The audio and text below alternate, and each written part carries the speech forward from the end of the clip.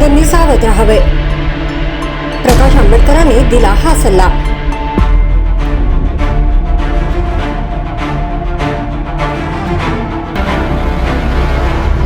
मुख्यमंत्री देवेंद्र फडणवीस यांनी आज महायुती सरकारचे प्रगती पुस्तक सर्वसामान्य जनतेसमोर मांडले.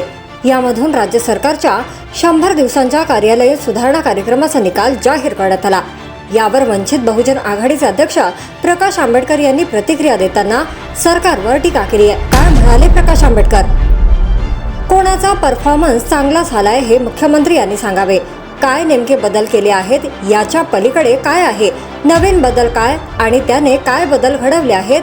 महिला बाल विकासचे जर काही क्रेडिट असेल तर ते एकनाथ शिंदे यांना जाईल, कारण त्यांनी 1500 रुपये दिले, त्यामुळे कंझ्युम पॉवर वाढली आहे, असे प्रकाश आंबेडकर म्हणाले.